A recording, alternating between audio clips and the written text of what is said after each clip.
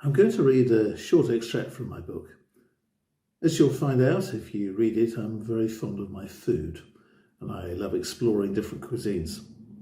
So here's part of the story of my first business dinner in Shanghai back in 2006. "Have you tried Shanghai cuisine?" asked Donald, my host. "I'm not sure," I replied. I'm very fond of the Chinese food that I have eaten, though.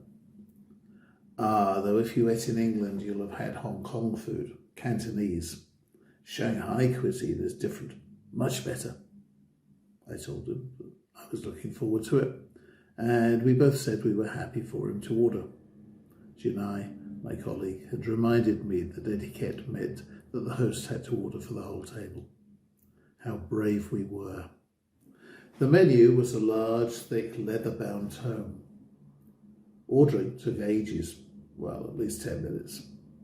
I wasn't sure whether it was just because Donald was leaping back and forth through the menu and asking lots of questions of the waiter, or if he was ordering a ludicrous number of dishes, but Jinai presumably understood and didn't seem too worried. The waiter returned with a carafe of what looked like water, except for the fact that it was in a beautiful glass bottle, and it was given great reverence when placed in the centre of the table, together with 3 shot-sized glasses. "First, we toast," exclaimed Donald, pouring the liquid. We raised our glasses, and I followed Donald's example by tipping it back in one. I'd guessed it was vodka or something like it, but fire water would be a more accurate description. In fact, the only possible description. It tasted of nothing at all, but burnt the throat like battery acid. I'm guessing here, as I've never tried drinking acid of any sort. "This is special Shanghai baijiu," said Donald proudly. "There are many kinds, many bad ones. This one is special. You will feel good." So unwisely, I accepted another. Now I could taste something, and yes, I did feel better. So another. I wondered what the alcohol content was. Must have been very high. It didn't matter what food came now. I'd had the anaesthetic and my taste buds had been stripped clean. It's really not a good idea to get drunk at business dinners, whether you're selling or buying, especially not the first one with a new contact that one doesn't know well. Fortunately, I think I stopped in time. Soon enough anyway to savour and remember my first experience of Shanghai cuisine. And what an experience. Forget sweet and sour, forget chicken with cashew nuts, forget kung pao beef and dishes like those.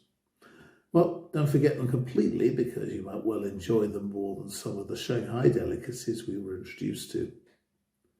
First was fish head soup. Yes, it's exactly as described. It arrived in a very wide, shallow bowl, filled with clear stock, with a dozen or more fish heads floating in it. As Donald demonstrated, a diner should pick up a fish head with chopsticks, put it whole in one's mouth, suck the flesh from the bone, noisily of course to show appreciation, and return the skeleton to the plate, after which one sucks a spoonful of the fish broth. The flavours are delicate. Although pleasant enough, I decided that one orders this for the experience rather than the taste. Or perhaps if one is Chinese and entertaining innocent Westerners to shock their senses. Okay, I'm game for anything. I stole a glance at Jinai. She may have been Chinese herself, but she looked fairly uncomfortable. I suppose it's not a dish that a well-dressed, cultured young woman would choose. It's certainly not one that can be eaten delicately and with decorum.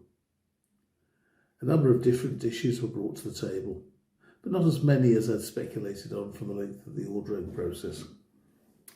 An interesting mix of cold and hot dishes, all shared, all indeed different from Cantonese cuisine. Not dishes I might have ordered myself, but adventurous and very enjoyable. Not in any logical order. Most Chinese food is just sent from the kitchen to the table when it's ready. Cold jellyfish, hot crispy pork skin, cold green beans, hot sliced snake in black bean sauce. You get the idea.